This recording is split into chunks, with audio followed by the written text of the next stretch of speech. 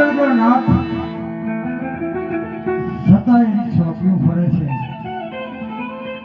તો લાય પરોળિયા ભાઈને પૂછી દઉં આજે આ રાસા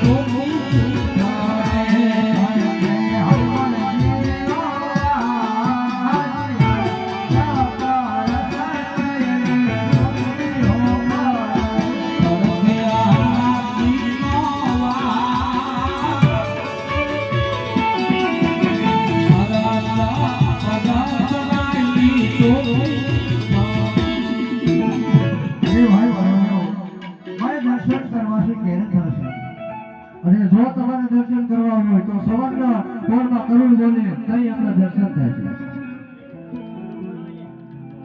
આહા આ તો ત્રિગુણનાથ સતાય શા માટે દુઃખ પડ્યા છે? માન્ય હોય તો દુઃખ પડે, પણ આ તો ત્રિલોકનાથ સતાય શા માટે દુઃખ પડ્યા છે? તો લાય પ્રભુને પૂછ્યું, અરે પ્રભુ તમને આવા દુઃખ શેના પડ્યા? આજે તારે પાતારે પ્રભુ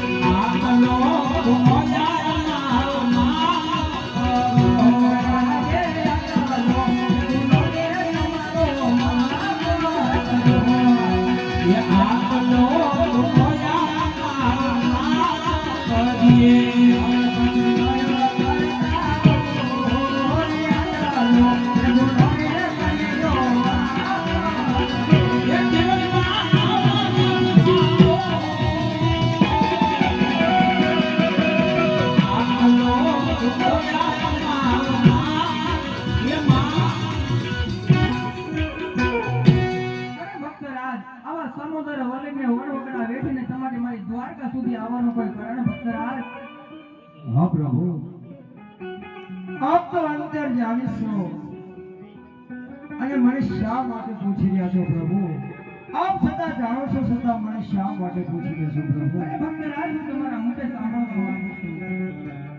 હા પ્રભુ, જો મારા મુખે સાંભળવા માંગતા હોય તો સાંભળો પ્રભુ. સ્વરથ અને પરમાર્થ માટે આવ્યો છું પ્રભુ. કયું તે તમારું સ્વાર્થ ને કયું તમારું પ્રમાણ તમને જરા કહો ભક્તરાજ. હા પ્રભુ, હું રાજા છું, અજમાન છતાં ભિખારી છું પ્રભુ. મારી આશા લક્ષ્મી, મારી સગુણ 3 દીકરી છે. મારે પુત્ર એકેય નથી. આ મારો સ્વાર્થ છે પ્રભુ. એ હા ભક્તરાજ, તમારો પરમાર્થ શું છે? હા પ્રભુ, આપ જાણો છો છતાં મને શા માટે પૂછી રહ્યા છો? ભક્તરાજ, હું તમારા મુખે જ સાંભળવા માંગુ છું. હા પ્રભુ, આ મારું સ્વાર્થ હતું. પરમાર્થ એ મારું છે કે સ્વાર્થ લઈને પોકરણગઢની અંદર જાશ તો પોકરણગઢની પ્રજા આજે મેળા બોલશે પ્રભુ કે રાજા હો છતાં પોતાનો સ્વાર્થ લઈને આવ્યો. પરમાર્થ એ છે મારું કે કોઈ જંગલની અંદર ભેરબા નામનો રાક્ષસ હોય છે. આયા સહાર મુજબ કરવા પ્રભુ પોતે બનવાનો. અરે હા ભક્તરાજ, જય જય સૈલા બા. દ્વારકાની નગરી સુધી આવ્યા છો તો હું તારા આવા જોડે બીજે તમને તો દિવસે સો માટે લો ભક્તરાજ, આ જમણવારીના તમને પેલા પુષ્પ આપું છું. આ પુષ્પને તમે પારણે પધરાવજો, નર નારી મળીને સેવા કરજો, જેથી કરીને માથી મોટા ભાઈ હળદારી તમારા ઘરે આવતા હાર ધારણ કરશે. એ આજે અમારા એ નાનીના પેલા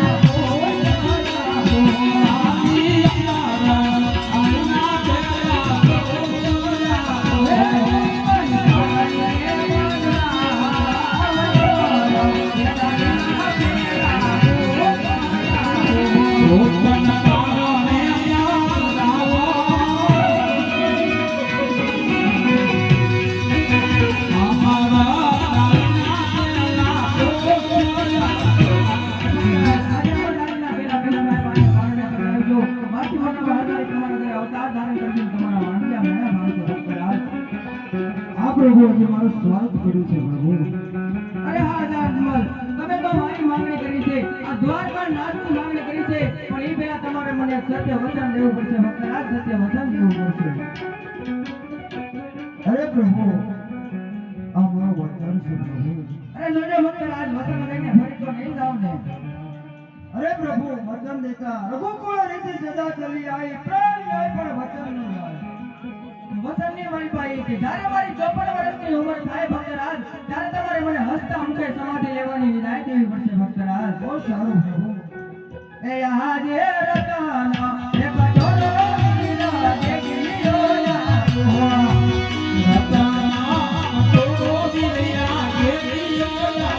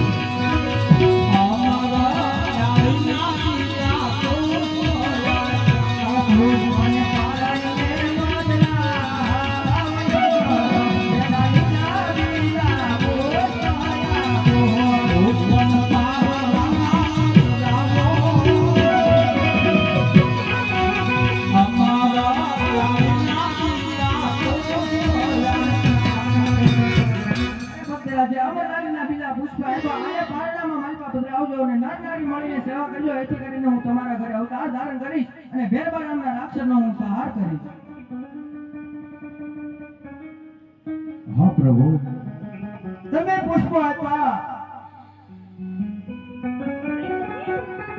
તમે પુષ્પો આપ્યા, મને ખબર કેમ પડે કે ત્રિલોકનો નાથ પ્રભુ મારા ઘરે પધાર્યા. અરે પ્રભુ તમે મને નિશાની તો કાંઈક આપો. અરે હા ભક્તરાજ, હું તમને નિશાની, નામ ને સાલમાં ચિઠ્ઠી આપી, તમે સાંભળો. એવા રાખો રાખો વિરામ દેવનું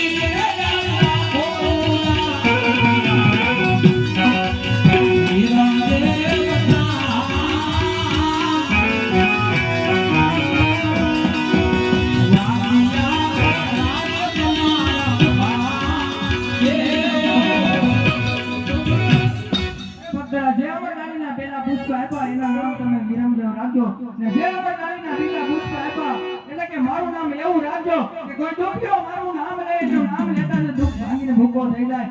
એવા રાખજો હો, રાખજો હો, એવા રામ.